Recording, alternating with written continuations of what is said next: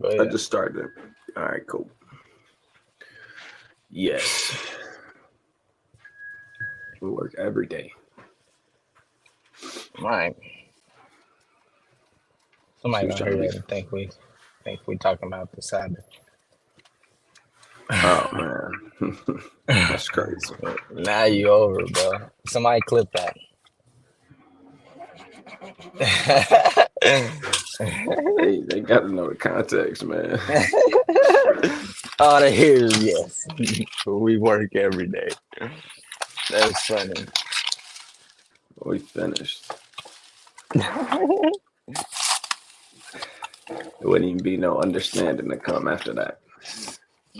Nah, it's That's it. when they put you. That's when they put you in that box. Did you or did you not say? Right. No, brother, but what did you say though? Okay then, so you work every day. The Hebrew 101 classic. I'm gonna lose. It'd be funny, bro. I be telling my wife, cause she be trying it. She be trying to get me in little debates and little scuffles. I'm like, babe, you're not finna win a debate with an Israelite. Like, you be trying it, but it ain't gonna work. I get you every time.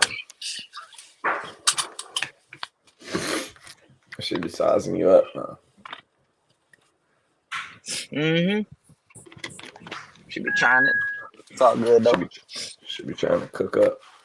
She be trying to cook up. Yeah, It was man. funny. One time she got me though. One time she yoked me up. That shit was funny. Come here, talk shit to each other all the time. So one time, cause she be going to her mama's house on the weekend sometimes to chill with her sister. And so she was like, do you enjoy you had a bed by yourself? I said, I don't know. I feel weird that y'all not there. Cause the way that we sleep, it's 4 people in the bed. It's me, Kobe, Moses, and Aaron. We all 4 deep in that bed. I was like, it's weird sometimes, you know, when you're not there. Mm-hmm. And she was speaking on the behalf. If I'm not in the bed sometimes, she was like, oh, well, I sleep I sleep like a baby. I sleep peacefully. She cooked me up because she was basically saying it didn't matter if I was there or not. That shit Mm. was funny as hell. She said, I sleep peacefully. I was like, all right, that's fucked up. Mm-hmm. Ramla Shalom, King. All praises, man.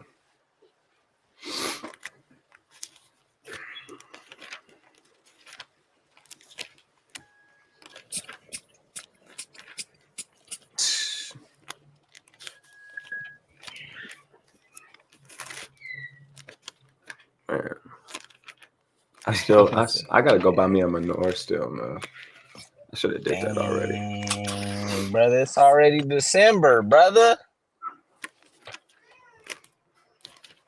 Come on, man. Now I gotta stone you, brother. What law did I break? Now I gotta stone you, brother. Brother, I'm gonna stone you because you don't believe we in the New Testament. He said, because you don't believe in the New Testament. You don't believe we in the New Covenant. And just touch my hand. Nah, I'm cool. You Man, talk to the y'all, wrong guy. I talk to Malachi. bro, y'all gotta It's not understand, my bro. Bro, we might as well kind of talk about what happened yesterday at camp, man. We had some funny conversations, man. Yeah. Grandiose Some time. decent. I was playing both sides, y'all. I'll just throw that out there. Well, hear me out. It's okay. With the second guy, he was kind of cooking up on y'all a little too hard, bro. I ain't gonna lie. So I Y'all, was I like, wasn't I'm even over here. speaking at the time. What do you Bro, mean, y'all? you was reading, brother. So you was with the guy that was speaking. It's y'all. You was reading, brother. I don't want to hear none of that. All right. And bro started talking about the natural and the artificial, and you was finished. You was done, brother. Admit that. Go ahead and yield, brother. So then after that, Man, I had to cross sides. You know, brother was kind of winning.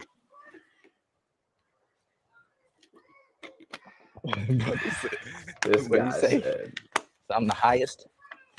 he said, I'm above all. Or Yeah. he said, I'm all powerful. He said something like that. I'm above all, I think. Yeah. Yesterday was cool, man. We had two decent. Nah. I'm capping. Two conversations that stood out. Let's say that. I ain't gonna say two good conversations. It took up One, the whole camp. We supposed to go Romans 9. yeah, one of the first guy, man. I actually knew him or know him, and I used to be like closely acquainted with him. We used to hang out all the time. You know what I'm saying? We used to be kicking it, and like I couldn't tell it was him in the distance, but he like threw up a fist. He came over and talked to us, and he's kind of omni-religious, so he believes in all religions. He believes in all religions. And me and Ahmar, when we heard it, you can't be omni-religious. Different religions got different gods. For example, Islam or Muslims, they read from the Quran, and their God is Allah. You can't serve Allah and serve the God of the Bible. That's rule number one with Yahweh, the God of the Israelites, the God of Abraham, Isaac, and Jacob. Rule number one is thou shalt have no other gods. You can't have no other gods. So what's going to end up happening is you can never fully serve multiple gods, especially not the God of the Bible. A lot of gods, I believe, even in the Quran,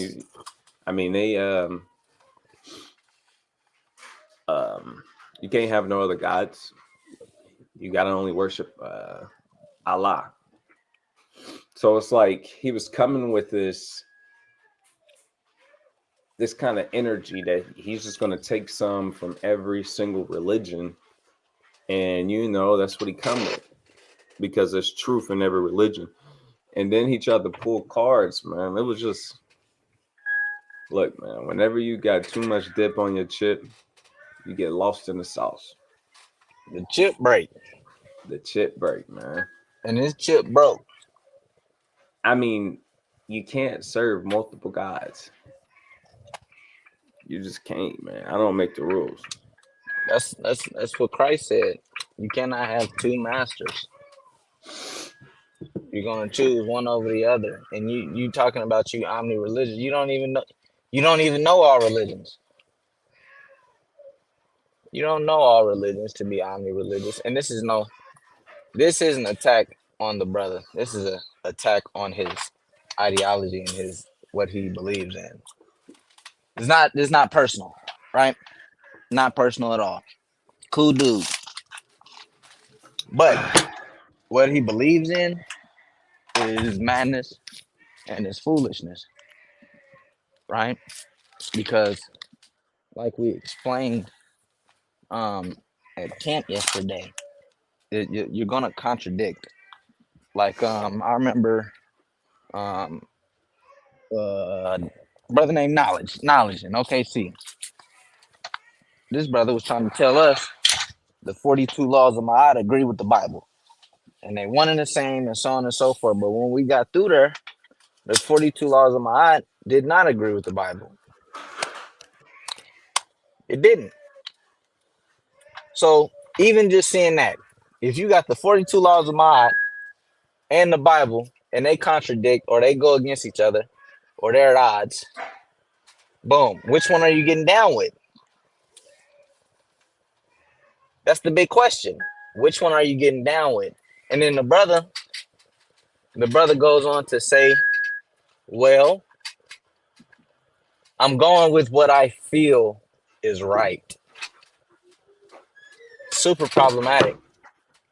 Super problematic. Here's the reason why. I'm almost certain he wants us to believe the same way he believes.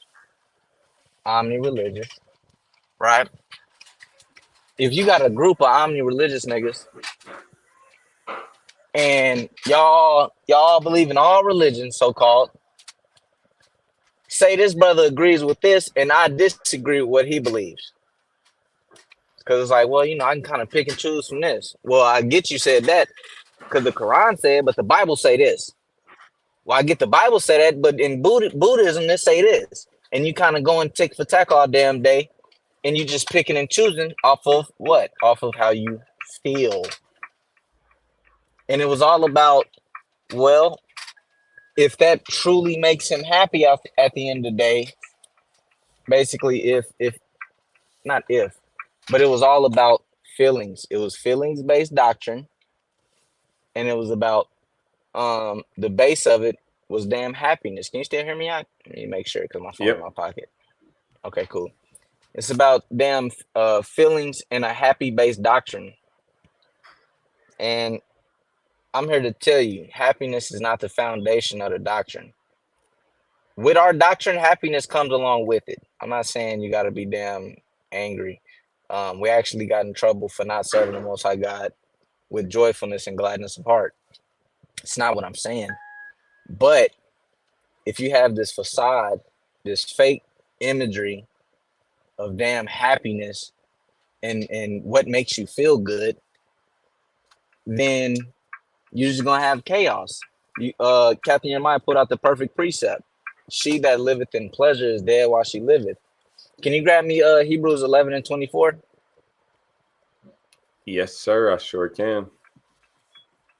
It's not about pleasure. It's not about damn, well, this makes me happy, so I'm gonna go ahead and do this. No.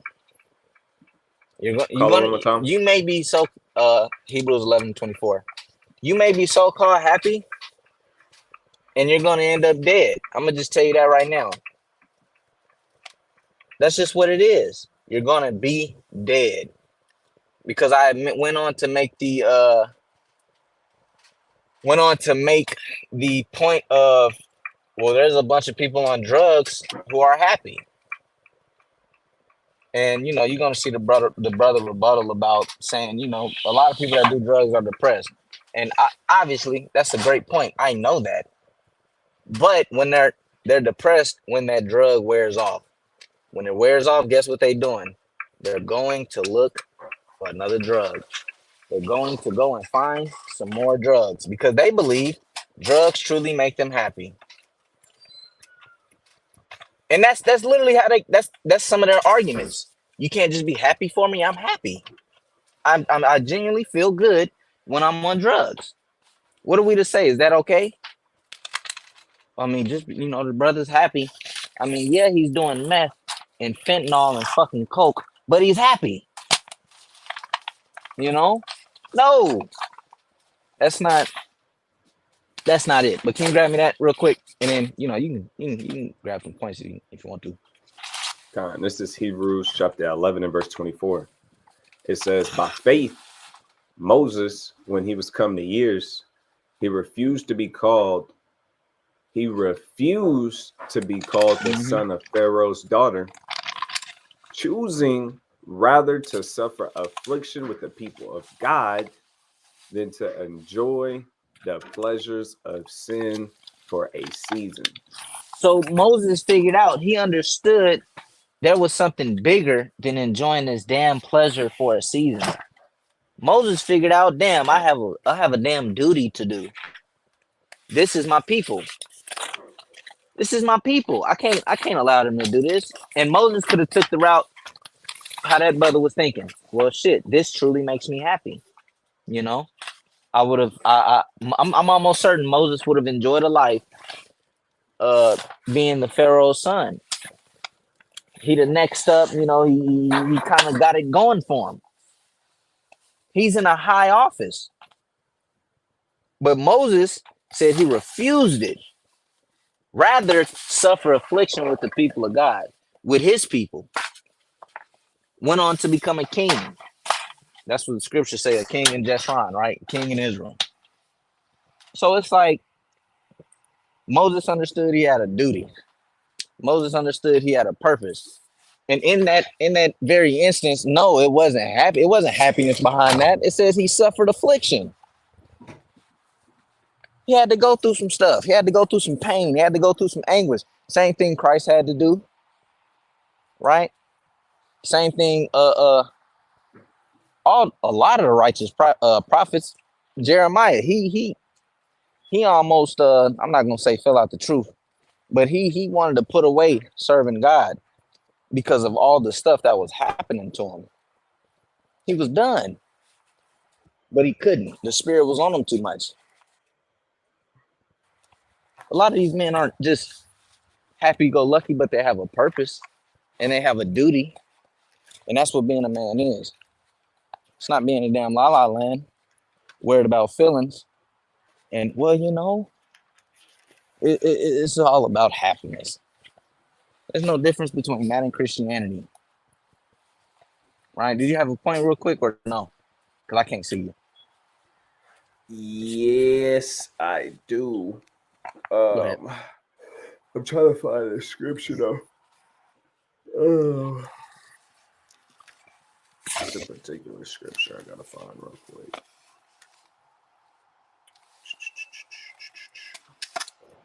I gotta get my pocket. Give me a second. Got you straight. But now, am I saying, like I said earlier, am I saying you can't have happiness in its truth? No, the scripture says, happy is he that abideth in your law. Happiness comes with it. Happiness isn't the foundation, right? You can't base it off of feelings, because what he did, he says he's omni-religious, but then he also says, I don't believe, he said he don't believe his God is going to disannul somebody because they're a sodomite. Well, brother, that's what, if you omni-religious and you all religion, that's what a lot of religions say. That's what a lot of religions say. It's unlawful in a lot of religions to be a sodomite. Sure, you got your couple that is okay, right? Like Kemet and Egyptali, sure. But a lot of religions say it's unlawful. Now what? And that was the problem. That was the confusion that he was met with. Which one are you going to get down with? But then it all falls down to how he feels, which is just total nonsense and madness. But you back up? Talking to me? Yes, sir. Yeah, I'm here. It's a certain scripture I'm looking for. I think I'm close to finding it though. I could be tripping though. But the scriptures, even Christ, he says, don't mix wines and don't mix fabrics, right? When you do that, you're gonna make one of the garments worse. You can't mix Egyptology with Christianity. You can't mix. That's called syncretism. You can't do that. You're gonna spoil what that religion has going on. You're gonna have to start making a lot of changes to that religion because it's not supposed to be. It's not supposed to be in that. I can't go into Norse mythology and then kind of link it up with the precepts. And like, yeah, man, Thor kind of get down right here. And we see, Micah, the archangel, with Thor, and they kind of battling out against Satan and the world serpent. That ain't nowhere in there. You can't do that. But this brother, he's trying to be politically correct. He wants to. He even said it. He said he doesn't like the fact about someone saying you can't do this or you can't do that, and it's like, bro.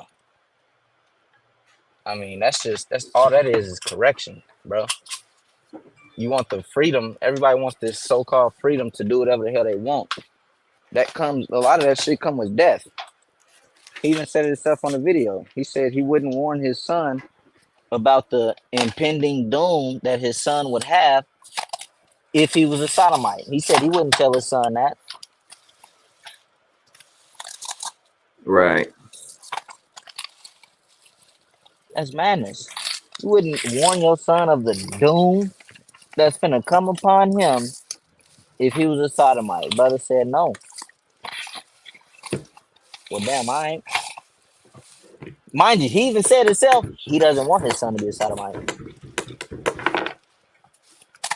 But you know, this is how a lot of our men are rocking. This is how a lot of men are coming up.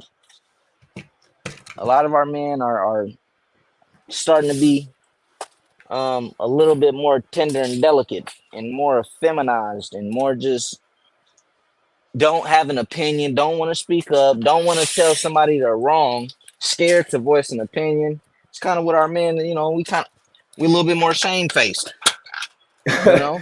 Being shamefaced, huh? Oh man, that was good. That was the one. All right, What? check it out. Hebrew daughter asks, when celebrating the feast of dedication, and one of the 8 days fall on the Shabbat, can we cook? My answer is yes. Now, I'll tell you why I have that position.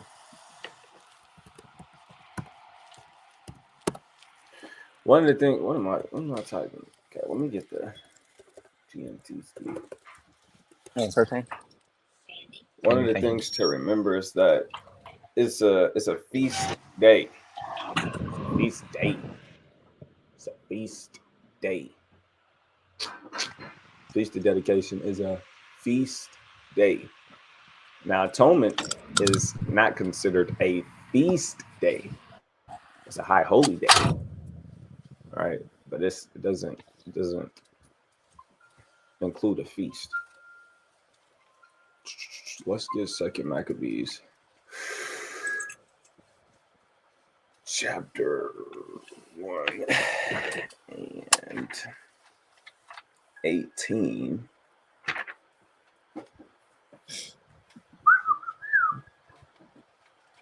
In the KJV.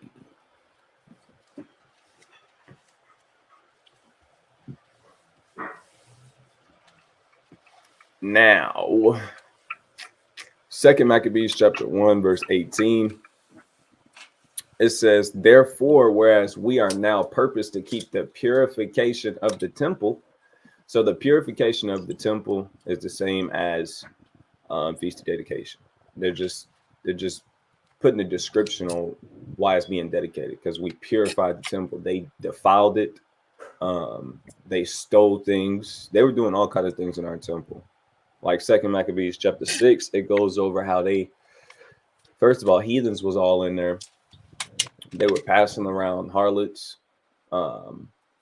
eating unclean things inside the temple, all kinds of things. So it was defiled. So then we came in and we purified it, destroyed certain things that they had in there, took things out of there, and cleansed it. So anyways, therefore, it says, whereas we are now purposed to keep the purification of the temple upon the 5 and 20th day of the month Caslu, we thought it necessary to certify you thereof, that ye also might keep it as the Feast of Tabernacles. It says, and of the fire which was given us when Nehemiah offered sacrifice, after that he had builded the temple and the altar. So he's letting us, the point of why I went here is to show you that it was commanded, or he reckoned and told them, hey, we're going to keep it like it's the Feast of Tabernacles. You know what I'm saying? It's going to be a span of 8 days. All right, let's grab another scripture. Second Maccabees. And if we keep it like the Feast of Tabernacles, the Shabbat is going to come around and you're still going to do your thing. You're still going to cook.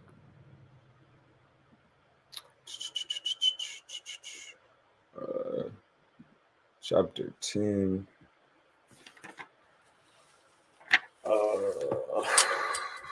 Verse 6. It says,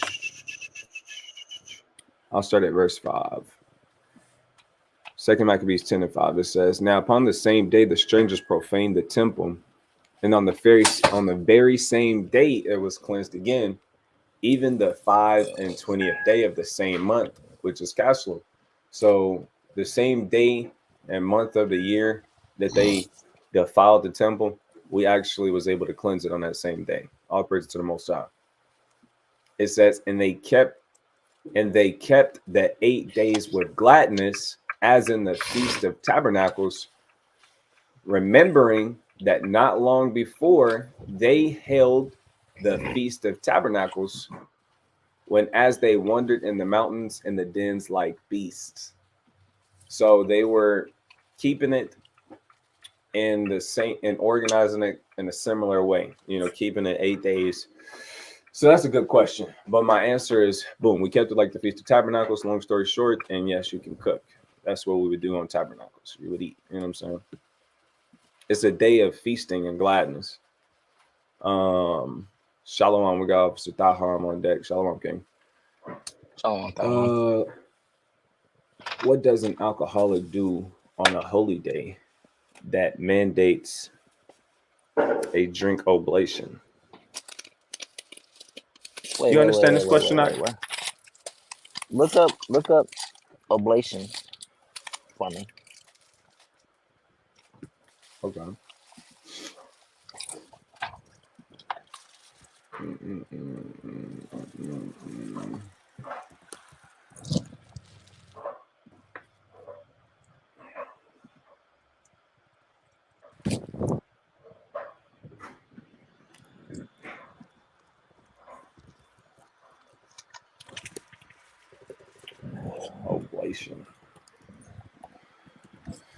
Oblation. I'm gonna look at it real quick and after I bring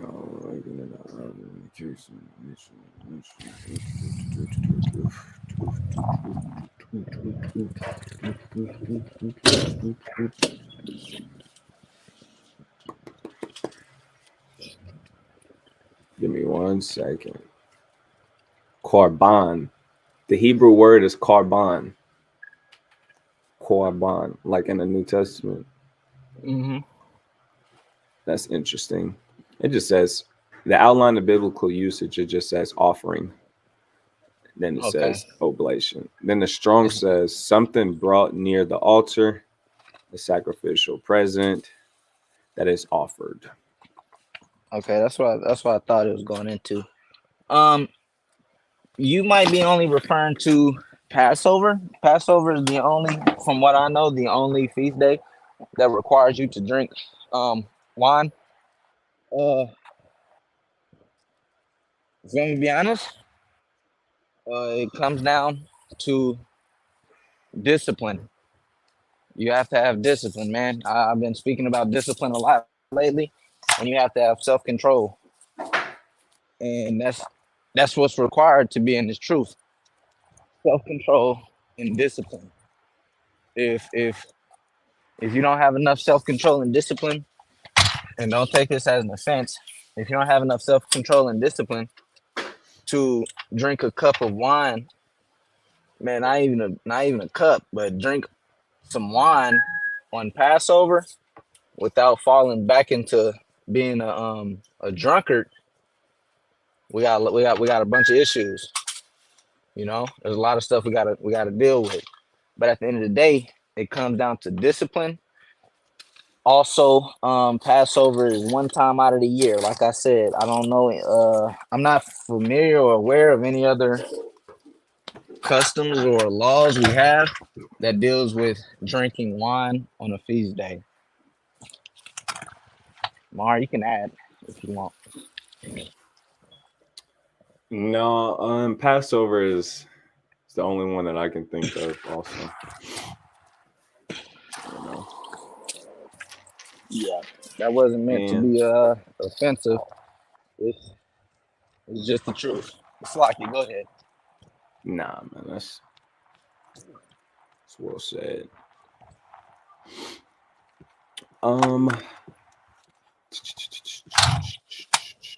She said, give me a second. I'm looking at this preset. Uh-huh. Mm-mm-mm.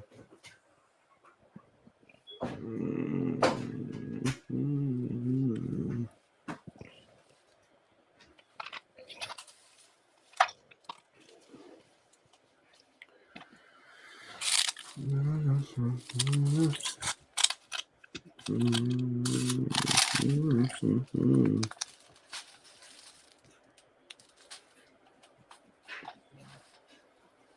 Can we get back to my story about what happened yesterday?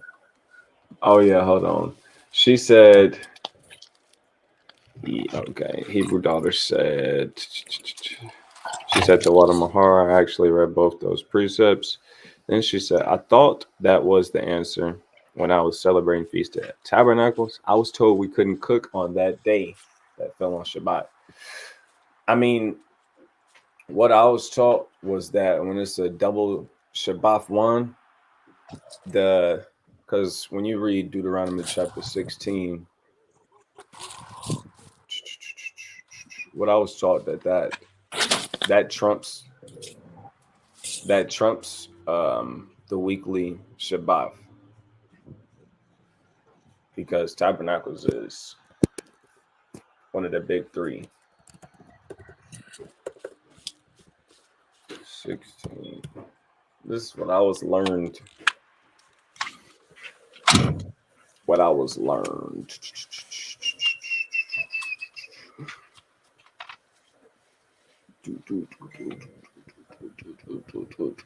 16 and 16. It says, 3 times in a year shall all thy males appear before the Lord thy God in the place which he shall choose, in the feast of unleavened bread, in the feast of weeks, and in the feast of tabernacles, and they shall not appear before the Lord empty. Now, when it comes to the big three feast days, unleavened bread, feast of weeks, and the feast of booths, the feast of tabernacles, that's just what I was learned. There's no scripture that I know personally that tells you that you not supposed to cook on these days if a Sabbath falls underneath it. So I think a lot of times brothers just kind of try and use discernment. I mean, you wouldn't be going off, from what I know, if you don't cook on if the Shabbat when the Shabbat falls on one of the days of tabernacle. I mean, I'm not going to say that you off if you don't cook. You know what I'm saying? I wouldn't say that you off if you do cook. You know, I don't know a scripture that blatantly tells you can't. But I was learning that those days would trumpet. You know, that was what I was learned. It's not a lot of scriptures to dive deep on that, but wouldn't be off if you did. If you didn't cook. So I guess if you feel shaky about it, just don't do it. Me personally, I don't feel that way. I believe that the Feast of Tabernacles, Feast of Dedication, it's a feast day. We're supposed to turn up. We're supposed to eat. We're supposed to be merry. You know what I'm saying? We destroy thy enemies. You know what I'm saying? But yeah, but you can pick up where you remember where you was at. Yeah. Niggas the same face. Yeah. Yeah. Man, it's that doctrine is really, really dangerous, man.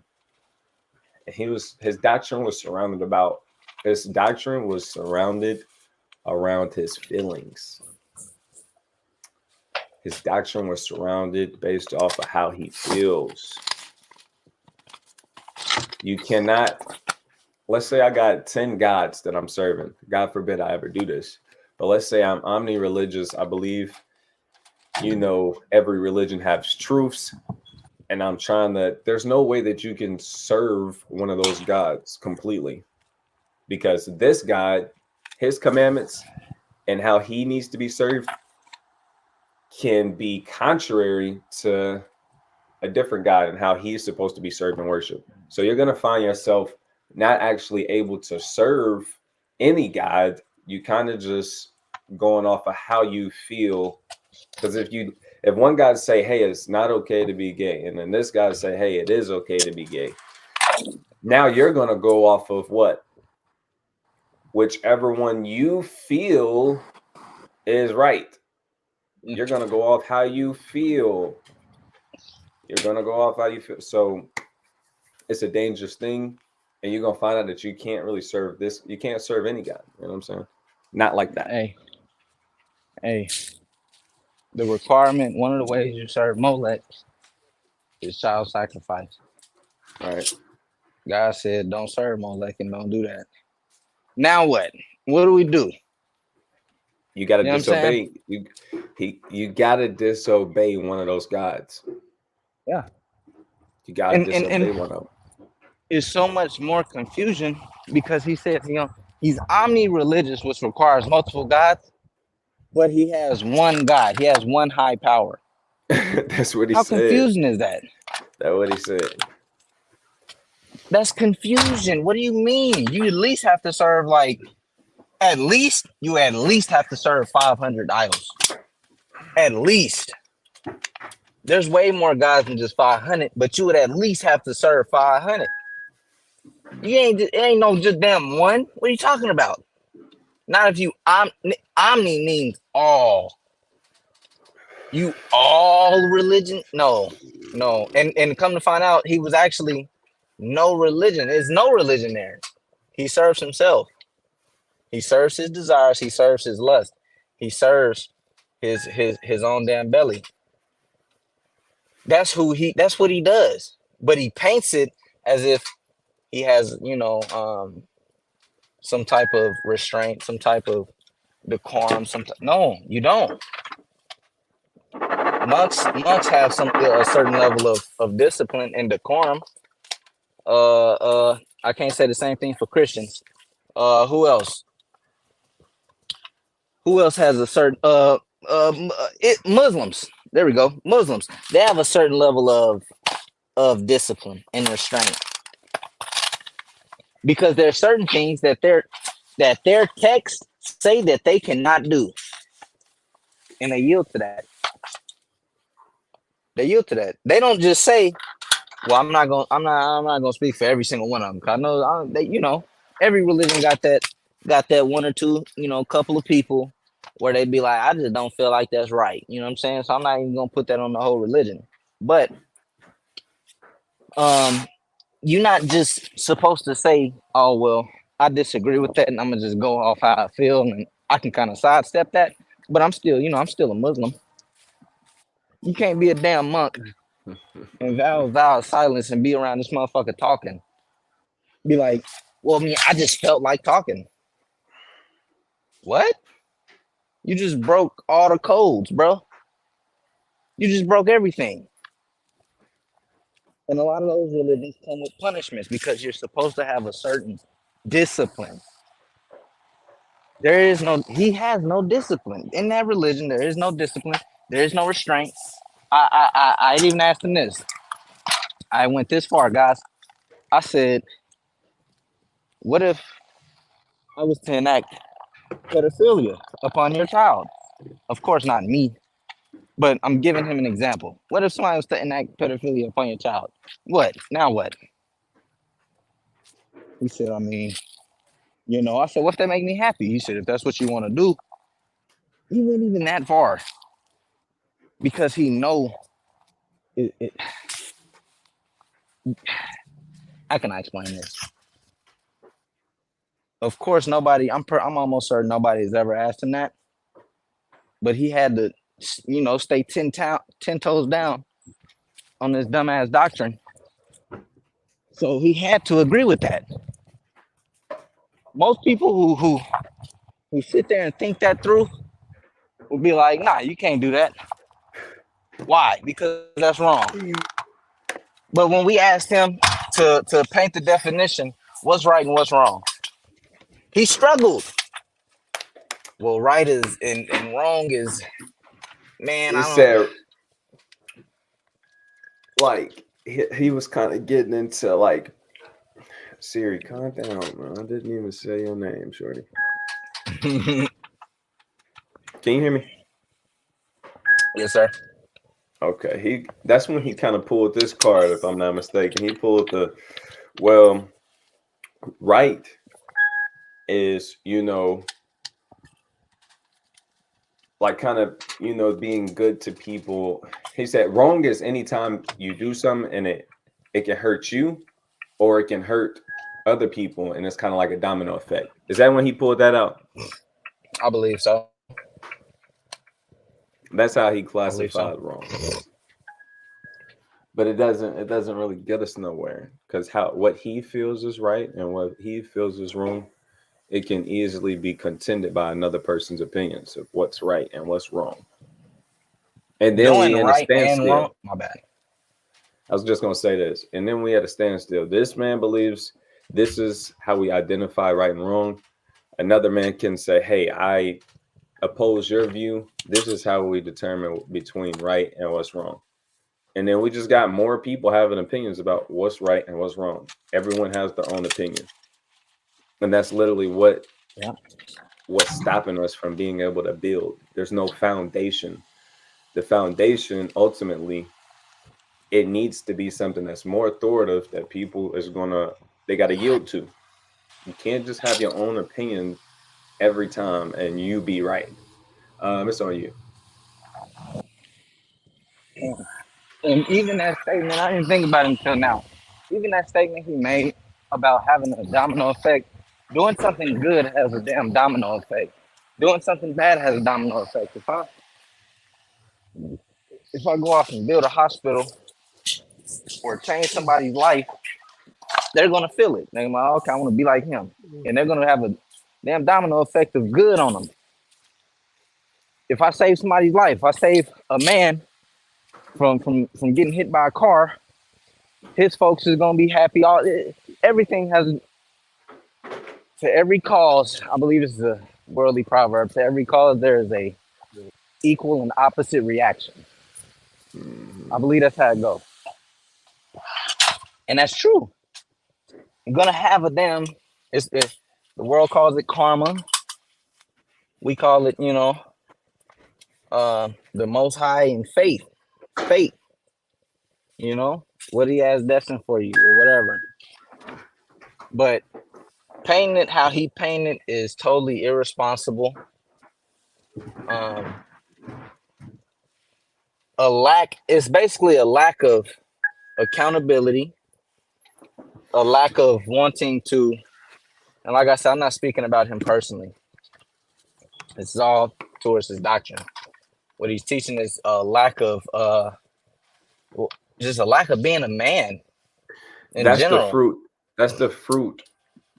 That's the kind of fruit that his doctrine is going to bring. There's no room Hmm. for um, holding anybody accountable or responsible for doing something wrong. Why? Because all they got to say is, "Hey, this is what I believe is right. Hey, you can't judge me. You can't correct me. I have my own point of view. I have my own way I want to live my life, and you can't tell me that this is wrong for me. It makes me happy. Who are you to tell me I can't be happy?"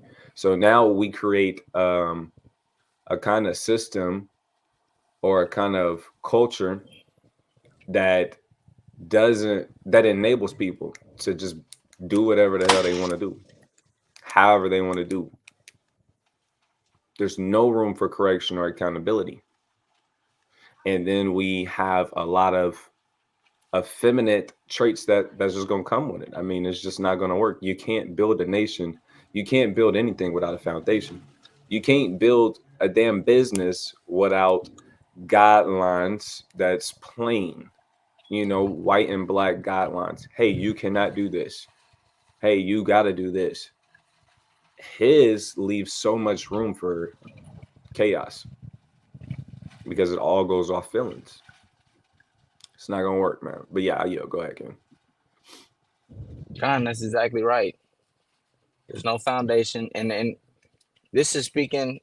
This is speaking. We can use this as teaching tools in our lives because you have to have order and you have to have a foundation. I would rather he came with one belief than damn say he believes in everything. If you come with one belief, that lets me know you have a discipline. If you come with everything, you don't have a damn discipline. You're going off of what the hell you want to do. From what I know, going off whatever the hell you want to do is never okay. You can't do that. Can you grab a precept where Solomon was speaking about the young man in youthfulness? Yes, I got you. And there's a question in the chat I want to Okay, get around Tom. to after this. Yes, sir. Ecclesiastes for sure. Let's see. I think it's either, I think it might be in the latter of like 11. I could That's be what I was way off thinking. though. No, that's it, actually. This is Ecclesiastes chapter 11 and verse 9. It says, "Rejoice, O young man, in thy youth, and let thy heart cheer thee in the days of thy youth, and Hmm. walk in the ways of thine heart, and in the So, sight of thine eyes." so if we reading this and we stop here, you know, so a lot of people gonna stop here. It's a lot of Christians that's gonna be like, Solomon was the wisest man that ever lived, and he told you to walk in your own heart in the sight of your own eyes. Solomon said that, and he was the wisest man there ever was. What do we say now? We kind of stumped now, but no. Let's just keep reading. Go ahead. It says, "But know thou that for all of these things God will bring thee into judgment. Therefore, remove sorrow from thy heart, put away evil from thy flesh, for childhood and youth are vanity." This is just to let you know that mindset, the mindset that the brother was coming with is childhood, is childness, and is vanity. That's childish. Do whatever the hell you want to do. That's childish. My son does that. As a matter of fact, my son don't even do that because I'm there. There's a discipline that's in front of him. You cannot do this, even though he wants to. No, if you do it, this is going to happen. You're gonna have, you're gonna get punished in some form or fashion. Whether that be he goes to reach for the damn fire. Guess who's gonna punish him? The fire. I let my son know that very, very early in his life. He's only 2 years old right now. He like looking at me play with the lighter. I had the lighter in my hand. He reached his finger out to touch the fire. I didn't just stop the fire. I kept the fire going. Shit. He finna find out this motherfucker ain't really all that cute. He touched it, and he looked at me and he said, "Hurt." I said, "Yeah, it does hurt. Nobody told you to touch that. I told you to stop trying to touch it a couple times. You didn't want to listen. I let you touch it. Guess what? Hurt." Hey, that's how my dad taught me. That's exactly how he taught me. There wasn't no evil or ill will behind that. That's just what got to be taught. He has to know. And now what this does is create a kind of atmosphere where you tell him to not do something, he's going to be more prone to listen, because last Mm-hmm. time he didn't listen, hurt. Hurt. That's all. A good parent at the end of the day wants to protect his children. And even though Aharon allowed him to bump his head, it was all for the betterment and protection of his child. So, like I was saying, that's what my dad did to me. He told me I was like 2 years old. This is crazy. I was 2 years old, and my dad said, "Stay out of the kitchen." Like the only reason why I know this story so well is because they would always tell me that this happened. My family members would always tell me that this happened. It was funny because what happened. This is what happened. Let me go ahead and explain it. He told me stay out of the kitchen. He's frying chicken. He said, "Stay out of the kitchen." I go in the kitchen and I go by him while he's frying chicken. I get popped by the grease. And I woke up and I had understanding. But I was crying saying, "My daddy burned me." That's what I was saying. My daddy burned me. But whenever I came in the kitchen, my dad didn't stop what he was doing, pick me up, rush me out of the kitchen.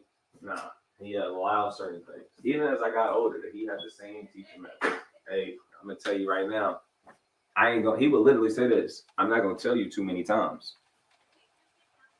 If you do this, this is you playing with fire. That's literally the analogy he used to use me. I told you it's hot, and you're gonna get burned. If you go over there, you're gonna get burned. I'm not gonna tell you this too many times. Go ahead and find out the hard way if you want to. Sure enough, I found out the hard way. He didn't try and stop me. He said, I'm not gonna stress and lose sleep over you not wanting to listen to me. Go find out. You want to be grown? Go find out. And I realized very quickly what he meant.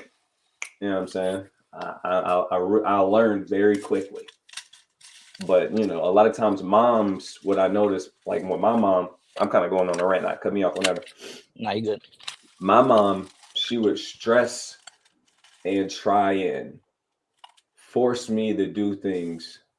That was kind of her teaching, which isn't bad. She has every right to stay on my bumper, tell me 1,000 times, try and protect me and keep me away from it.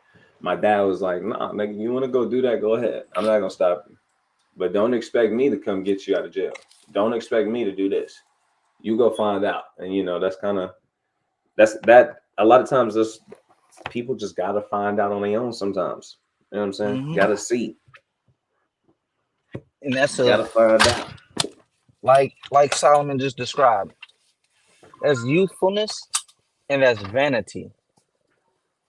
The mindset of I'm gonna do whatever the hell I want to do. I know a couple niggas like that. They're in jail. I'm gonna do whatever the hell I want to do. Nigga, I'm grown. Yeah, you're a grown man and behind bars. You're right. You're 1,000% right. You're a grown man. Go ahead. Let somebody else tell you when you can take a peek. Yeah, you're a grown man listening to everybody else, and you can do whatever the hell you want to do, but live your life. Yeah, continue to do that. You gotta learn, right? You have to learn. It's rules in order to everything. Even in damn Babylon. I'm not even talking about this Babylon. I'm talking about ancient day Babylon. I was reading up about ancient day Babylon. Guess what? They had rules on adultery. They had rules and laws on all manners of things. I looked at how they got paid in food. They got paid in food, and the men would receive more food than the woman would. A lot of people would be upset at that. Why did the man get more food than the woman? The reason why was to compensate because the man was heavier and he weighed more. It was logic behind it. He got paid more because he needs more to eat. He literally needs more, right? There's rules. So you're telling me we're finna build a damn society? We're finna build a nation off of omni religion? Where there you can kind of rock how you want to rock? No. I don't see that ever. No nation gets down like that. No matter how much Babylon. Hold on, it's a helicopter over me. So okay, let me get in there. Go ahead. And what's so crazy is we kind of came to the realization that everybody just don't got the basics to wisdom, knowledge, and understanding. Because this is very simple to me and Aharon, it makes a lot of sense. But the kind of mentality that we have right now, the kind of knowledge that we have right now, this is not to boast because it was all given to us by the Most High. It was all given to us by the Most High. I'm going to say it thrice so it's thick. The mentality that we have, the wisdom, knowledge, understanding that we have, the discernment that we have, it was all given to us by the Most High via these scriptures, via the law, statutes, and commandments. And people fail to realize that we are responsible for governing the world in the future. So brothers already are adopting the understanding from the Most High. Brothers are already getting that getting that spirit of the Most High. Period. Some people just do not have it. If everyone literally did what Poop did, he would come to the realization that he's doing something wrong. You do what Pook is doing, and you establish Pook's way of thinking for 1 year on the earth, literally all across the world, 1 year on the earth, you would see the results and the fruits of it, and it would be bad. Now, if you establish the law, statutes, and commandments given to the Israelites, if those things was established worldwide, you would immediately see the fruits of it. Let alone if we take it 7 years, 50 years. I mean, the land, you would see the benefit of it. I mean, just looking at the earth would look different. Niggas' doors How can be brothers, unlocked. bro, you hear me? People doors could be unlocked. You can go to sleep with your doors unlocked. It'd be like Glenpool, all right? See Yeah, that? like damn Glenpool. But you, but that's an insider. But if you allow, you see what I'm saying? If we went with his way of thinking and his what he's ruled, the structure that he has, that he's rocking with, we would be destroyed. All right, let me grab a preset inside, right, man. That goes over. After this, get that Man, question it's you were thinking about. okay. Man, this is I could talk about this for a while. Okay. Golly. Let's get okay. So I'm gonna kind of go through. This is Sirach chapter 38. I'm gonna start at verse 24. It says, "The wisdom of a learned man cometh by opportunity of leisure, and he that have little business shall become wise." Makes sense. If you're not over busy, you have time and you can make time for learning. But if you're always busy, you don't have time to grow in wisdom, knowledge, and understanding. When you continue reading, let's see, I'll read verse 25 and kind of summarize the next few verses so I don't consume all of the time. It says, "How can he get wisdom that holdeth the plow, and that glorieth in the gold, that driveth oxen, and is occupied in their labors, and whose chalk is bullocks?" So this scripture teaches us if we're over busy, we're consumed with work, the only thing that you talk about is work, yada, yada, yada. You're not going to be able to increase in wisdom, knowledge, and understanding. When you jump down, well, when you read from 26 to 30, to 31, it talks about how the different work that men may be into, like masonry, pottery, smiths, Said carpentry. blacksmith, goldsmiths, carpentry. If you're talking, if you're always dealing with that, talking about that, thinking about that, working on that, that's what you're going to be. That's what you're going to be great at. That's what you're going to be. That's what you're going to be. You're going to be a carpenter. You're not fit to be the damn leader of a group of people. All you know is pottery. That's what you're good at. That's what you spend all of your time doing every day. Now I want to read this. When you get down to verse 32, it says, "Without these cannot a city be inhabited." So without, men who are fluent in pottery or a potter, without men who are without masonry, without them carpentry, without them artists, without them, you know what I'm saying, music artists, without them, without these things, a city cannot be inhabited. That's all it means. Without these occupations being filled, a city can't be. You need all of these things. Why am I going through this? Let's get to the point. It says, "Without these cannot a city be inhabited, and they shall not dwell where they will, nor go up and down." It says, "They shall not be sought for in public council, nor sit high in the congregation. They shall not sit at the judge's seat, nor understand the sentence of judgment. They cannot declare justice and judgment. and they cannot be found where parables are. It says they will not be found where parables are spoken. So like in verse 34, but they will maintain the state of the world, and all their desire is in the work of their craft. So you need these different craftsmen, you need these different workers to make a strong city.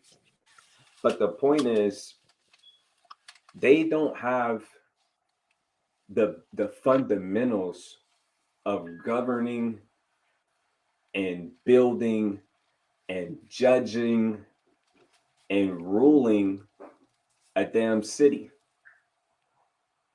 or state. They don't have that. They don't have the fundamentals. They don't have the black and white basics of ruling and actually building something. Anything that needs building, anything that requires building, you need a strong foundation, which is the law, which is Hamashiach. But his foundation is his feelings. So you can't build off of that. That kind of brother, it ain't no shame, but he's not going to be the guy who's ruling. He don't have the basics. You know what I'm saying? And that's just bottom line. You're not fit to be a ruler. Ain't no shame. Everyone's, it's not supposed to be like that. But if this guy, we took this random guy and said rule, you would see the fruits of it, and it wouldn't be good. You know what I'm saying? Wouldn't be good. Yeah. Nothing wrong with being a civilian, man. Nothing wrong with that. They maintain the world. We maintain the world. So I'm a civilian. You know what I'm saying? I work. But like you said, it takes a certain mentality to govern a people. This is why we had something called, I believe, the Sanhedrin. That's a group of men who were studied in the law. This is where you get the term lawyers from. This is where you get the term doctors from. A doctor is somebody that's an expert in the law. They understand judgment and justice. They understand, okay, if we keep doing this, the people are going to forsake us. And if the people forsake us, they're going to overthrow us. If they overthrow us, then we don't got no, it's just going to be chaotic. There's anarchy, no rules, no law. It's going to be damn, what's it called? The purge.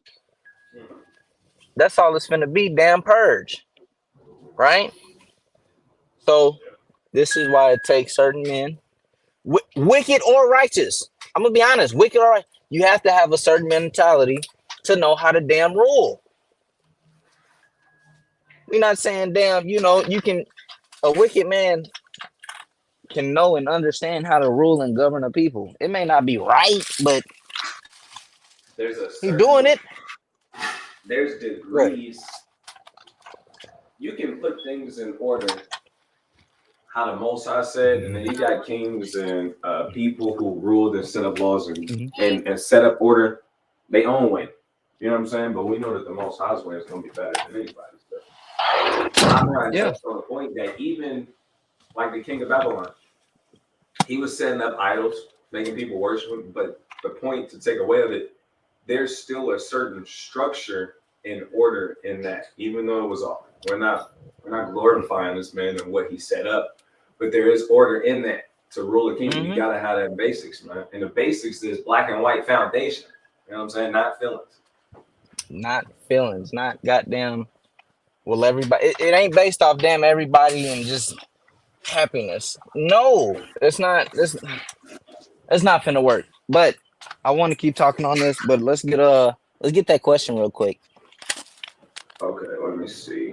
And any more questions if we got any. Okay, we got Hebrew daughter. She said, I love my sister. Oh, wait. It says, my sister has a 14-year-old daughter. The 14-year-old daughter left school and went to her big sister house, who is 25 years old. She has been there since October. Reason being, she doesn't want to keep the laws, the holy days. What should mom do? That's a tough position. It's a lot of there's a lot of variables in there. Of course, yeah, it's easy. So like this, real quick, it's easy for me to say what I'm finna say because I don't got the full spectrum. I don't know the kind of mentality that the daughter has. I don't know how the mom has been raising her or the kind of liberty that she's been having. But me, if my daughter was to leave and try and go somewhere, I'm gonna bring her ass back. That's ideally that's what I want to say. I don't know the situation good enough to call it. That's what I was going to ask. Is the father still in the life, and what is the father doing? Um, yeah, it's a lot of variables. You this is a That's a question you kind of hit us up. You kind of hit the chat or the email because Details. you know it's details that we don't know. You know what I'm No saying? one It's wants stuff to that give we don't know, bad. and we exactly don't even give wrong or unrighteous counsel. It's just details in there. Captain Jeremiah, he's been doing an in-house class lately, and I don't know. I don't even know. I don't know. I need to ask Captain, how many people are allowed to join it, or is it just us? You know what I'm saying? Because um, I've been enjoying the class, and that class is built around helping people. Helping people in certain situations and problems similar to this, and I think it can really help. But I'd have to talk to Captain Jeremiah about that. But I say hit the email. I'll give you a blanket. I'll give you an overview of what I would say. Like Mahar said, bring your daughter back. That is your daughter. Um, if you have a good relationship with um, older your older daughter, which is her sister, tell her to drop her off or don't let her stay with her no more. You know what I'm saying? You the mother, drop some commands down. You know what I'm saying? Drop the law, drop some laws down.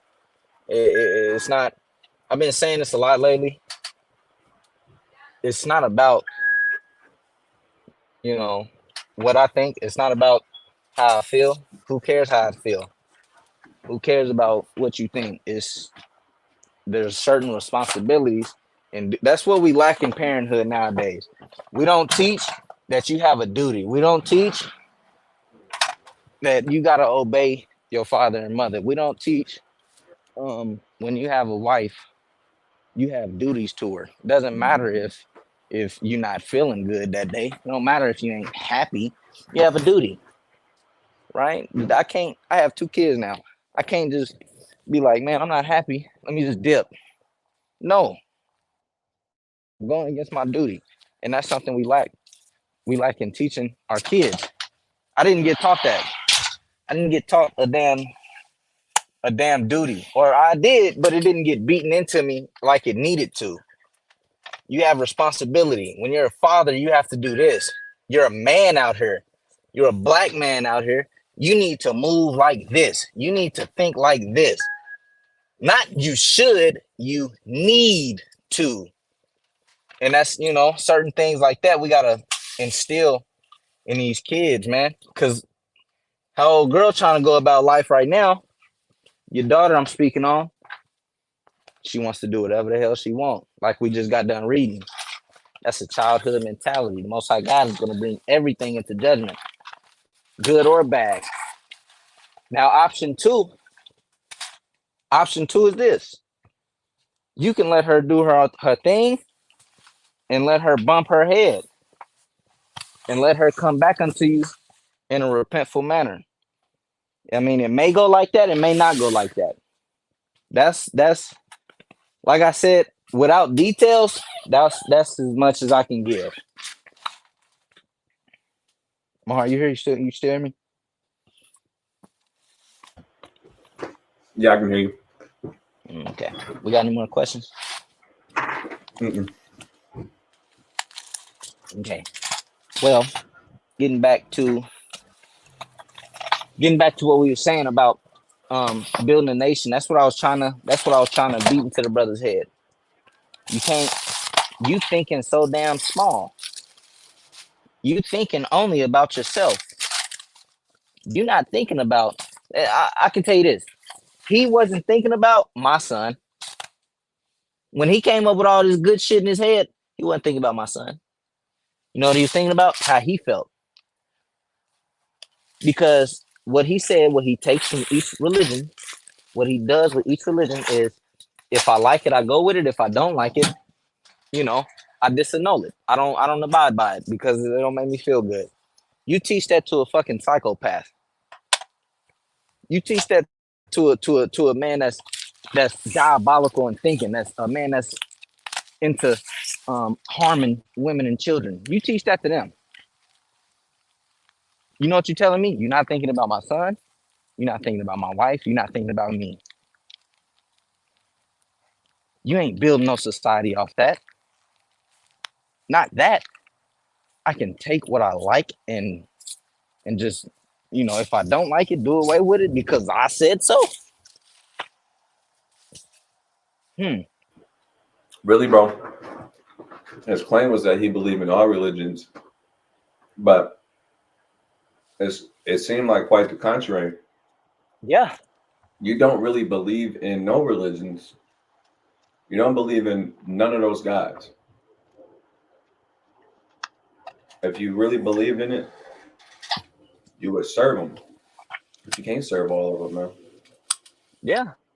You take what you want. As I said, it boils down to he serves himself. You At the serving end of the day, yourself. At the end of the day, that's exactly what it is, bro. That's all you doing. At the end of the day, because you're not serving Yahweh. Oh God. You're not serving Allah. Mm-mm. You know what I'm saying? Allah is the closest thing you're gonna get. It's a lot of discipline you gotta have in the Muslim community. He damn sure ain't serving him. Like you said. But like I said, he's not thinking about others. In the initial thought process, he probably is. He like, everybody can just be happy. How? How do we achieve this happiness? If we trying to achieve it by going about how you're going about it, I'm not gonna be happy. You want to know why? Go ahead. This is so problem. He's basing everything about happiness. If you have to be with everyone doing whatever they feel because it brings them happiness, the thing that brings another man happiness could bring you great grief. Mm-hmm. You're not going to achieve happiness that way. You're telling people, he said it was okay to be a damn pedophile. Mm-hmm. If he feels like that's what he's supposed to be doing and it brings some peace, he can do that. That was the breakdown that the brother said. No self-constraint. And he already stated, I mean, if you do it to my son, there's going to be consequences. Why? Because it doesn't make you happy. Mm-hmm. So imagine if you got the whole world doing what brings them happiness. Some people literally feel like killing people. That's what they need to do to be happy. Niggas get a rush My off God. that kind of shit. My God. Some people feel like robbing a bank and stealing and just getting over on people, robbing and spoiling. That gives them a thrill and a happiness. What you're teaching now is that it's okay to do that.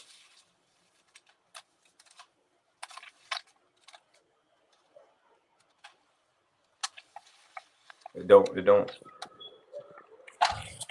This doctrine cannot be used to build up any type of people, bro. Nope. It satisfies him. My bad. Go ahead. Now, and imagine, because these gods are being created and reared up. You see what I'm saying? Say it again. What if I said these gods have been created from their own imaginations? Yeah. So check it out. you're omni-religious. It's a goddamn lie. Because what if Marcus told you about a God he created and said, look, my God said how we serve him is to be into bestiality, all manners of fornication. My God told me that it's okay to commit adultery with your wife. Imagine that. My God tells me everything that the God of the Bible said was sin. He tells me that is the way to serve him. Now we're in a damn paradox.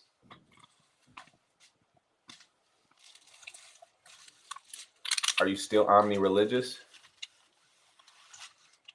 You believe in all religions? It's going to get shaky. What about the religion that goes against everything you feel is right? You got to deal with that. Yeah. And I ain't gonna lie, that religion is the truth. That's what we believe in. Everything you believe is right. Nigga, what is wrong? See It's that? wrong. Just about. Cause just wait till y'all see the video. Wait till y'all hear the stuff that he says like it like it's nothing. Like he said it like as if it is nothing. Like I said, he already said he wouldn't warn his son of doom if he was a damn sodomite. He wouldn't warn him. What? Okay. He speaks about. Did he say that? Yes. Damn. I thought he just said he wouldn't try and force his son to not be homosexual. He said he wouldn't warn him. Nah. Damn. Well, I mean that too. He said that too, but oh, he was saying I wouldn't judge him. That's what kind of time he was on. So I get yep. So I wouldn't judge my son and make him feel bad for doing something that makes him happy. Mm-hmm. Y'all gonna see when the cook video that drops. nigga up. I was telling my wife the other day, shit. This nigga end up being gay, man. It's over. I'm cooking him up. He can't be here. I mean, it is what it is. You gotta have to, but here's what it is, right? Because everybody wants to paint this scenario of you're born this way or that way. Most of the times you're not. To be honest, most times you're not. It's something that you were told. Something that you were told it was okay. You've been spun the idea that it was okay. You've been given this perspective that is normal and natural. You've been sold that perspective. Can you still hear me out? Just making sure I'm not talking to myself. No, yep, you hear. I can hear you. Okay, cool. You've been sold this perspective that it's okay.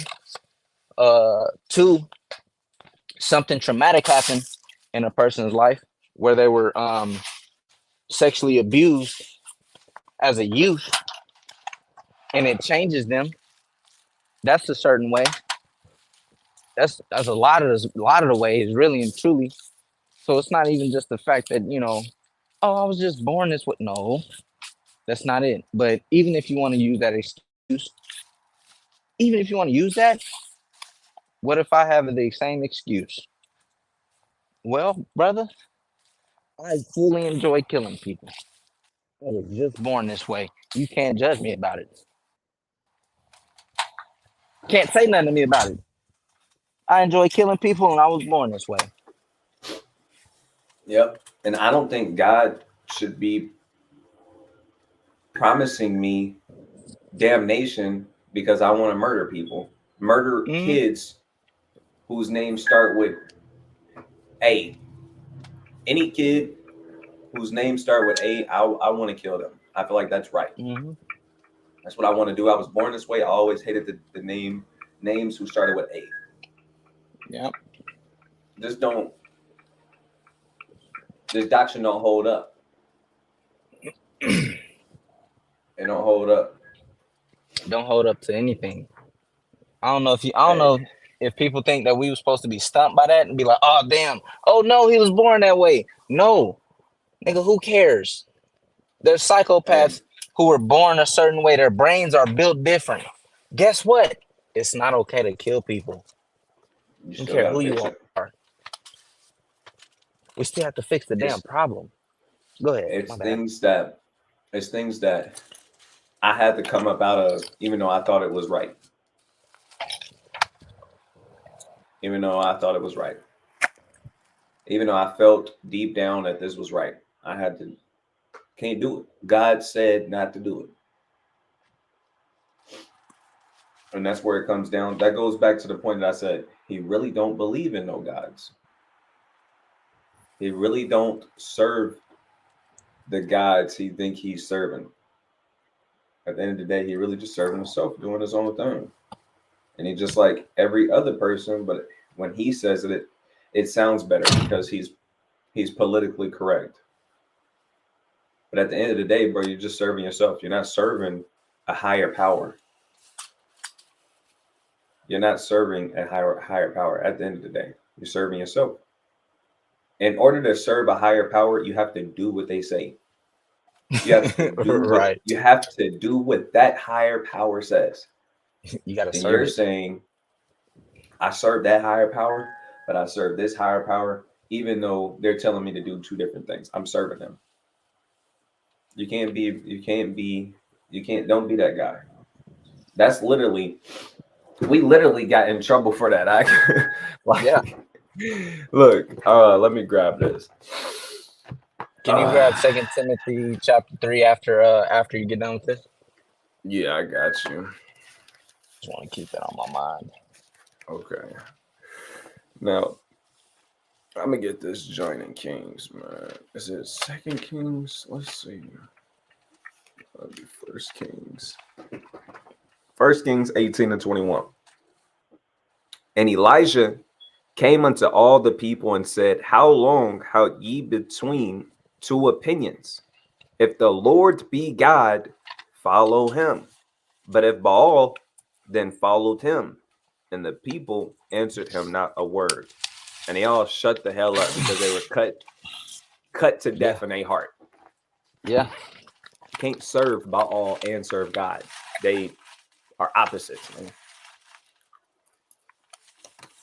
Don't make no damn sense.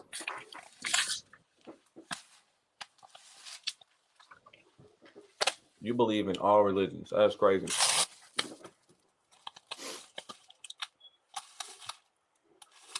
The thing about religion, these religions always have a God. It's always about serving that God. You don't really believe in it if you're not serving it, bro. What you Gotta believe serve in, something. right? What he believe in is serving his feelings. Anyways, you wanted the Second Timothy chapter 3. Start at the top. Yes, sir. 2 Timothy 3 and 1. This know also that in the last days perilous times shall come. For men shall be lovers of their own selves. This is what we're getting into. This Paul is warning Timothy, right? Which is ultimately warning us as well in the last days. Because Priest Daniela does a great job of breaking this down. The things that happened during the time of Christ and the apostles is happening now, right? And he said in the last days, because they were in the last days as well, right? Last last kind of age is what I like to explain it. Their age is coming to an end of where they're in the land, and you got your churches set up. That age is coming to an end. So Paul is starting to break it down to them of what's going to take place, right? Men are going to start to serve themselves. Read that one more time for me. Time. 2 Timothy 3 and 2. For men shall be lovers of their own selves. He's a lover of his own self. He may speak and say, this, that, and the third. They with their words, they what? How did that verse go, bro? Their words are I very got nigh you. to me, but their deed, yeah, grab that, boy. They go at work. My whole memory shocked right now. I got you. It should be Ezekiel 30, 31 and 33, maybe. Ezekiel. Okay, maybe 33 and 31. Ezekiel chapter 33, verse 31. And it reads, "And they come unto thee as the people cometh, and they sit before thee as my people, and they hear thy words, but they will not do them. For with their mouth they show much love, but their hearts goeth after their covetousness." It says with their words they show as much goddamn love. Yeah, man, I love God. I love people. I just want to make everybody happy. We got to stop. Here's something our people have a problem with. We got to stop going with what sound good and go with what's correct. There's a lot of shit in this world that sounds freaking amazing. It sounds amazing. Doesn't make it correct, right? We can't. It sounds good to say, you know, man, we can never serve God how we're truly supposed to. That sounds good. When you boil it down, well, damn, would God make us like that? Probably not. He probably could. He made us probably to serve him. That's what I would think, right? We got to stop going with what sounds good and we got to go with what's actually correct. What does the text say? If a common man was to listen to the brother we spoke to yesterday, that nigga, the brother would be getting praised. Man, he's right on point, man. Are you a believer? You believe in Christ? You're real on point. I kind of like what you're saying, right? Yeah. You got a point? He could get paid for his doctrine. Yeah. You should come down to the church, man. You speak real well. You know? That's heavy. That's what he would be getting praised for what he's saying if he was around a common man. A common man heard him, they'd be all on him. But when you're speaking to men that know the truth, the men that's not going off of smooth words, we're not going off of damn what sounds good. I'm gonna bring out one example. This is not an example against the brother, right? Close brother of mine. Brothers, I'm not even gonna bring it up. I'm not gonna bring it up because without context, y'all not gonna know what's going on. But words sound good. Certain things sound good, and it may not be correct, right? But let's keep reading in that 2 Timothy. Because a lot of these men, guess what? They're just only trying to serve their own lust. And the reason it sounds good to other people is because other people want to do the same. Well, damn, I do want to serve my own flesh. That shit don't sound bad. You know? Living in a life of pleasure? What? Why not? You know? But let's keep reading on that. 2 Timothy chapter 3, verse 2.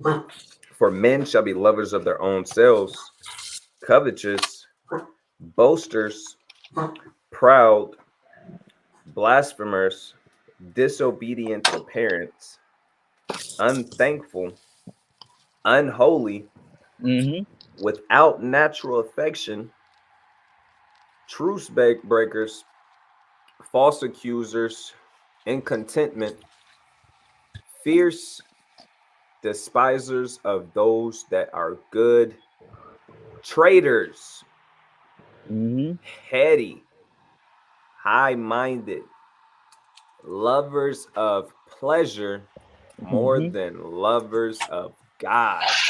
And that's what come with his doctrine. All this nonsense is what comes with damn omni-religion. Or people may have seen the sticker or the magnet on a lot of niggas' bumpers. Damn coexist. Coexist. Ain't no damn coexist. This is what comes with it. Niggas want to serve their own heart. And guess what? Some niggas' hearts is sloppy. I'm gonna be honest.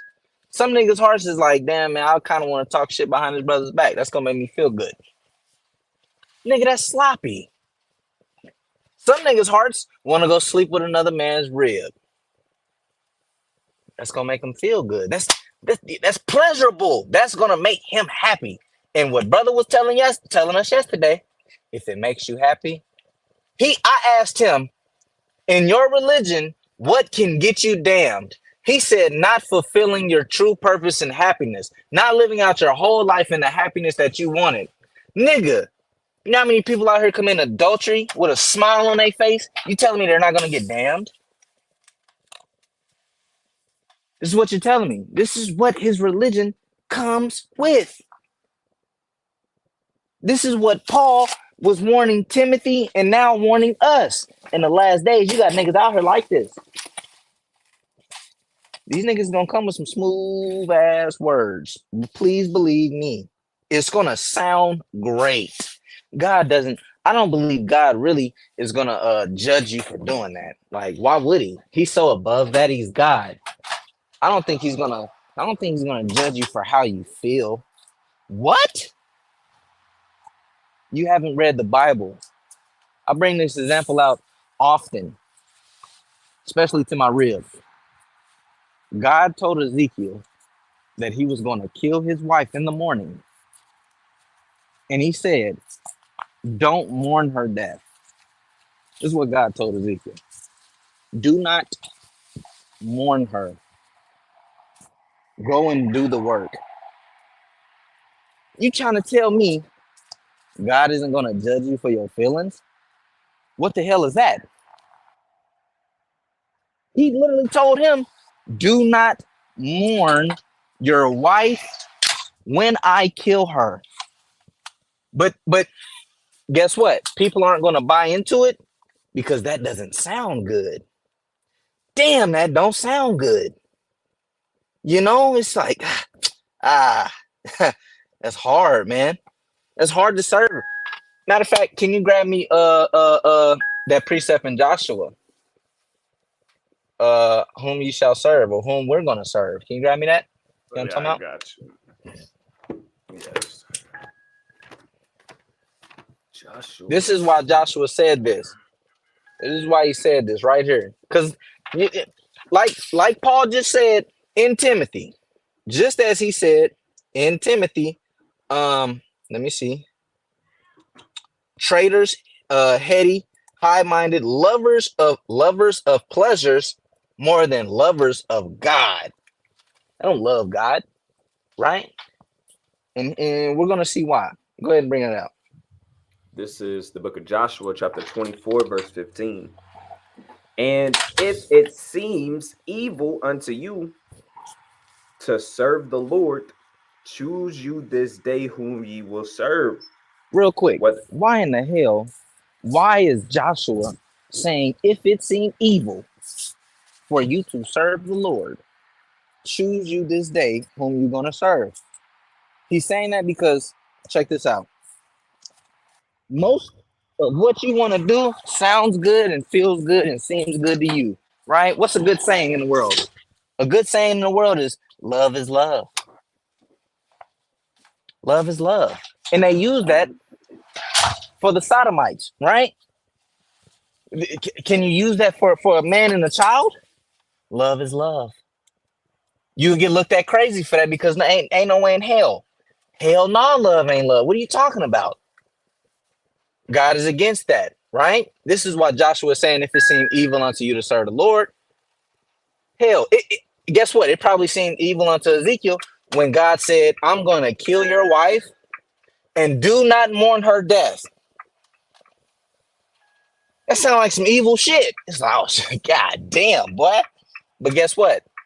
Our thoughts are not his thoughts, neither are our ways his ways. I say this often, and I'm starting to say it a lot more. To hell with how I feel. To hell with what I think. What does the damn scripture say? What the text say? Who cares about what I think? Who cares about how I feel? What's the truth? Keep reading that, Joshua. Come. It says, choose you this day whom you will serve, whether the gods which your fathers served that were on the other side of the flood, or the gods of the Amorites, in whose land ye dwell. But as for me and my house, we will serve the Lord. That and straight up, this is the same. This is the same thing that's going on today. Who you gonna serve yourself? You gonna serve your diverse lust, or you gonna serve God? And you got a lot of brothers out here nowadays. We serving God. We done made our mind up. Yeah, well, to hell, what I want to do. I want to serve God. That's gonna be that I'm gonna fulfill my true You know, purpose if I a serve lot of God. people, a lot of people don't want to yield the power that they have. A lot of people do not want to submit to the Lord.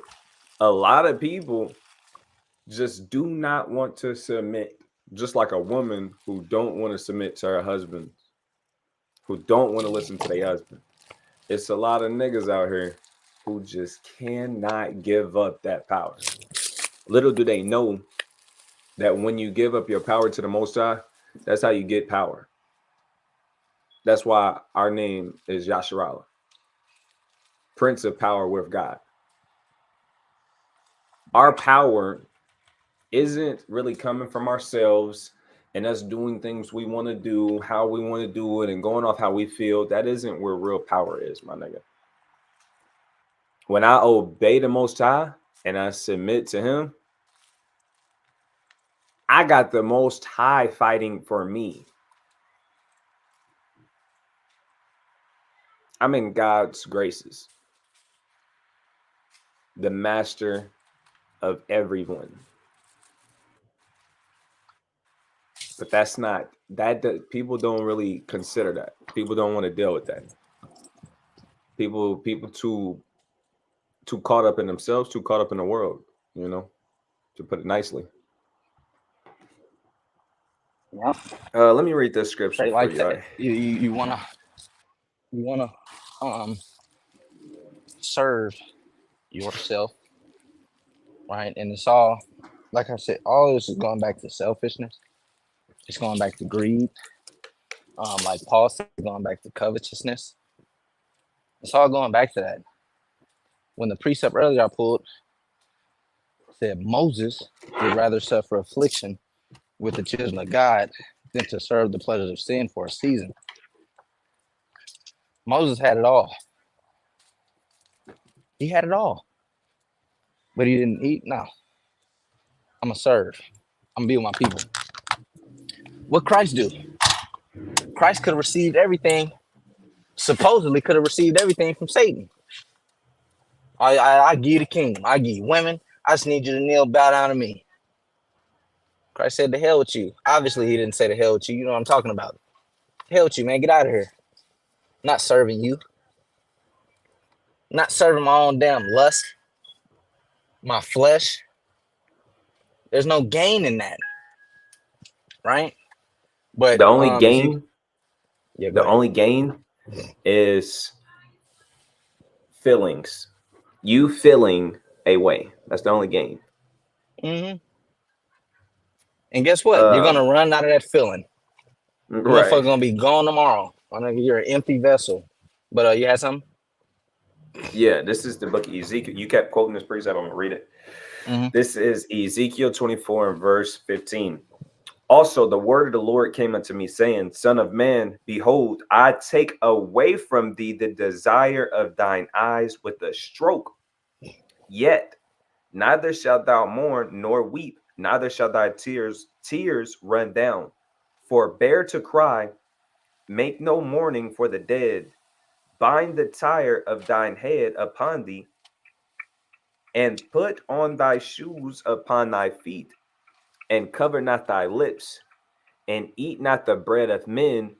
So I spake unto the people in the morning, and at even my wife died, and I did in the morning as I was commanded. Straight like that. Hey, the Lord told Ezekiel, don't cry, don't mourn, go do the work.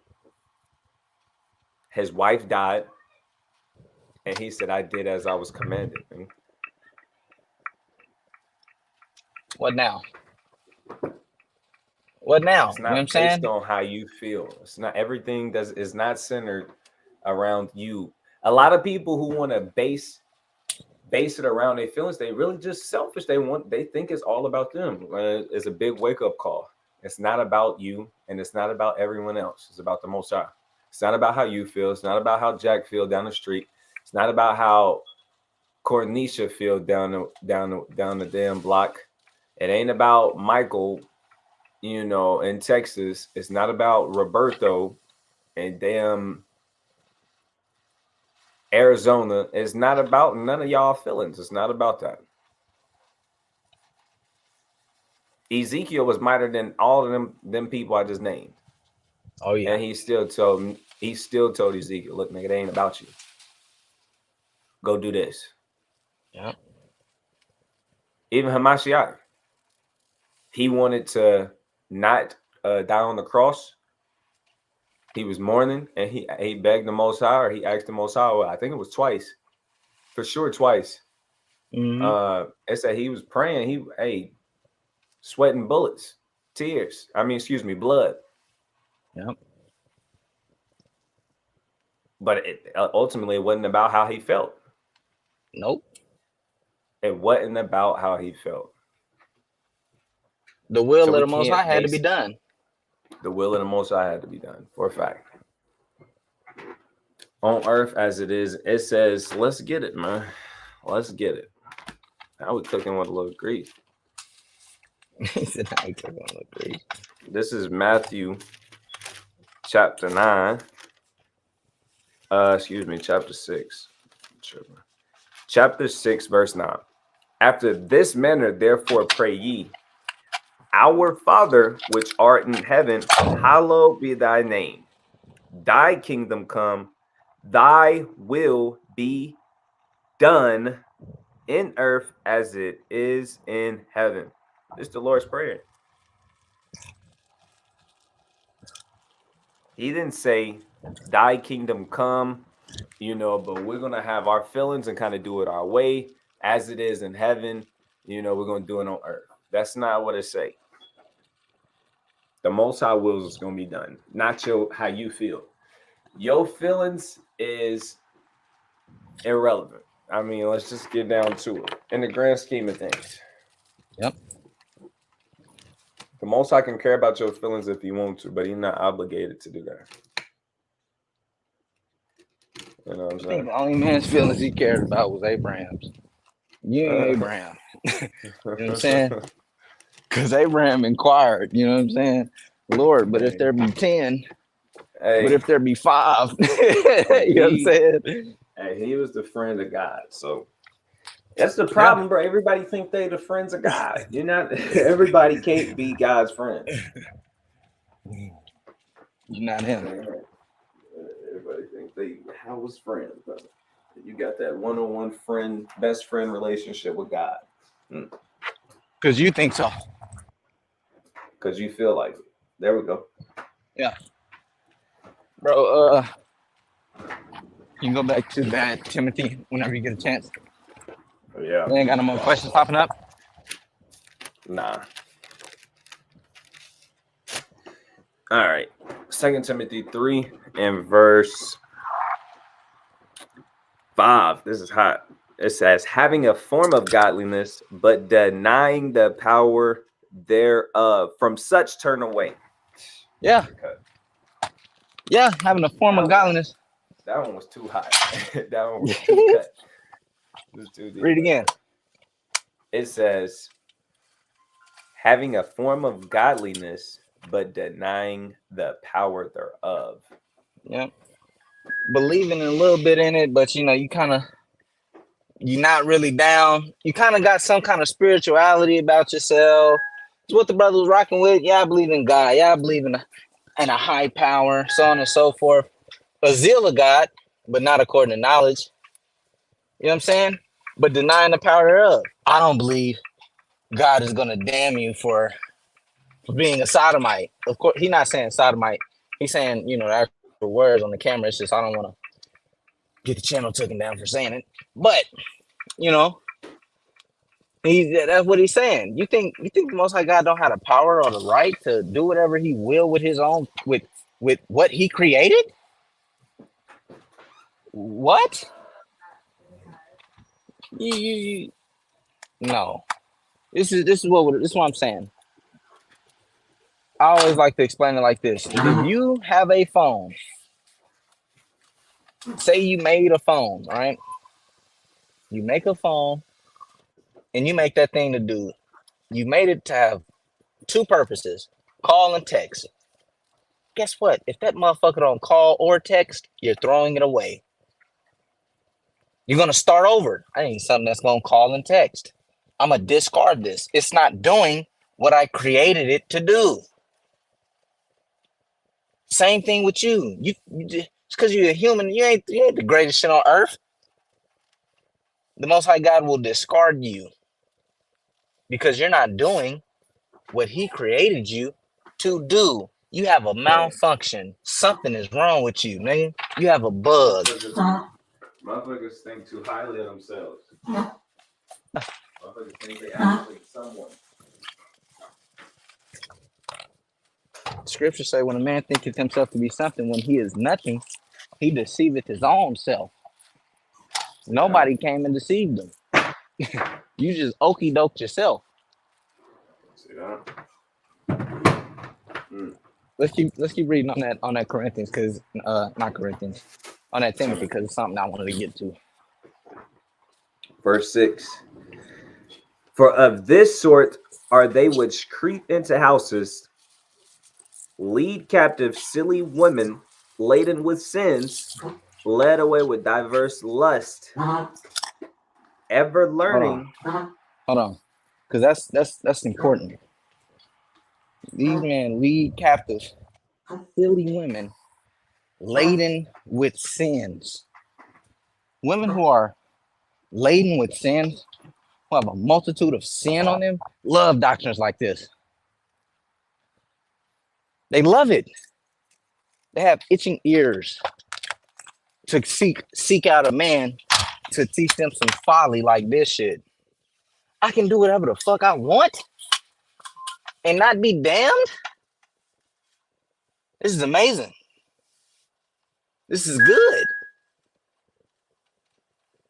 This is a doctrine that silly women get captive by, because they're already in a multitude of sin, and now you got somebody coming along that's trying to justify their sin.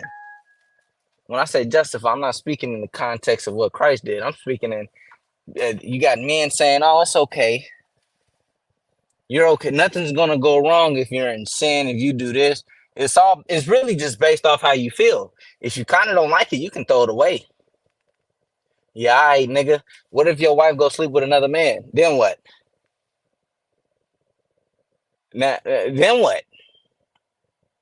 Now niggas want to get quiet, and niggas, well, bro, you shouldn't have did. You calling her a B word? Well, hold on, nigga. This is everything you taught her. You told her if she felt comfortable with doing this, do it. If not, you don't got to. You're not bound by anything. You don't have no discipline. There's no discipline there to restrict you from sleeping with another man. Why would she stop and think about you when there's no punishment or nothing that's gonna happen behind it? I'm good. I'm omni-religious. What kind of madness is that? Can you still hear me out? Yeah. No, that's madness. You know, at the end of the day, you can't really build nothing off of that. And if we was to really get down with what he said and follow his beliefs, I mean, we'd be setting ourselves up for destruction. We would. It wouldn't profit us as a people, or it wouldn't be profitable at the end of the day. You know what I'm saying? When it comes to Yeah. Get that last verse on that Timothy. You was finna read it, but you stopped because I stopped you. That's the point that I wanted. Okay. Verse 7. Ever learning, and never able to come to the knowledge of the truth. The brother was speaking about how his religion is knowledge, and it's all about knowledge and receiving knowledge.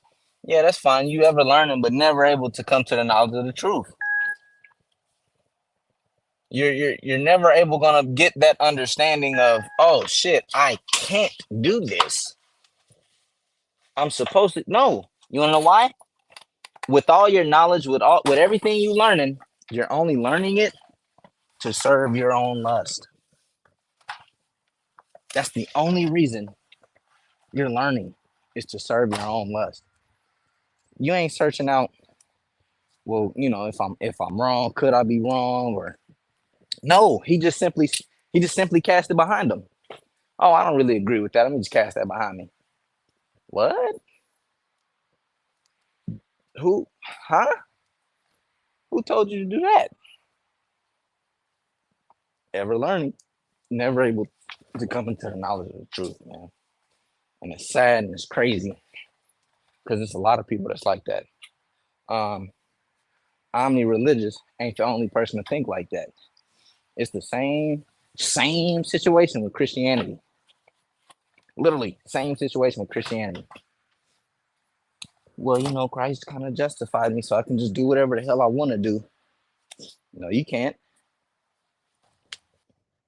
Can't build a nation with antinomianism. You don't know what that means? It means lawlessness. No law. You're not building anything with no laws, with no structure, with no order. You need a damn blueprint. You don't walk to a construction site and these men have no vision.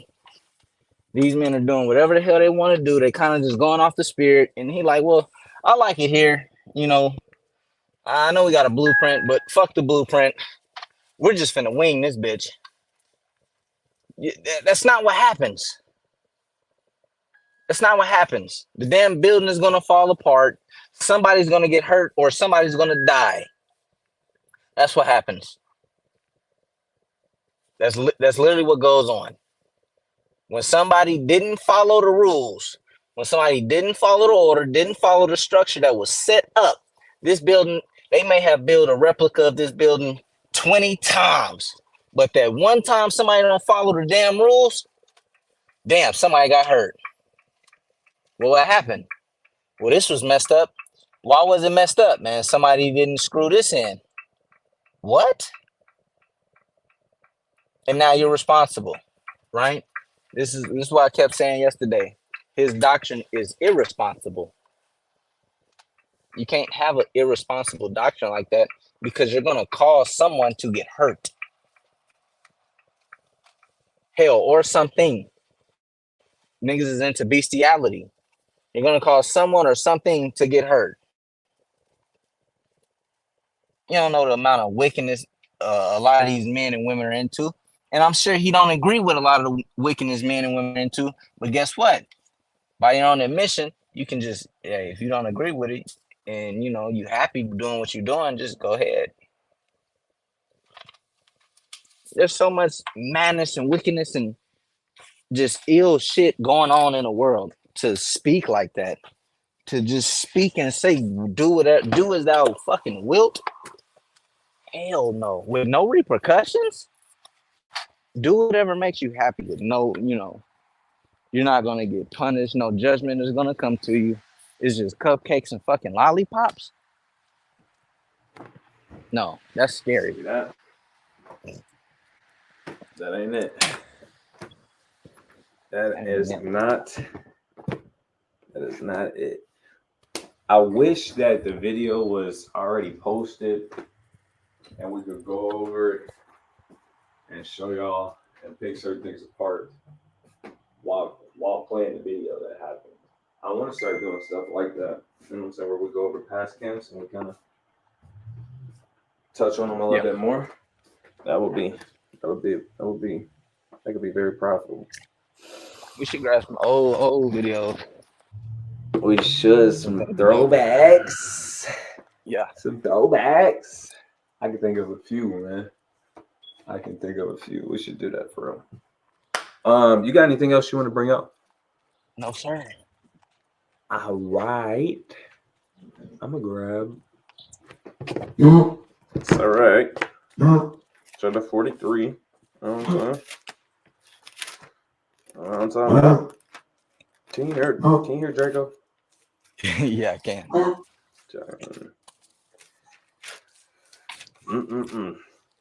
right. This is the book of Sirach, chapter 43 and verse 30. It says, when you glorify the Lord, exalt him as much as you can, for even yet will he far exceed. And when you exalt him, put forth all your strength and be not weary, for you can never go far enough. Lord willing, us going over this lesson was edifying to one of the brothers and sisters out there listening. Kind of with that, we can give all praises, honor, and glory to the Most High God, Yahweh, Ba, Hashem, Hamashiach, Yahweh Shah. Until next time, Shalom. Shalom.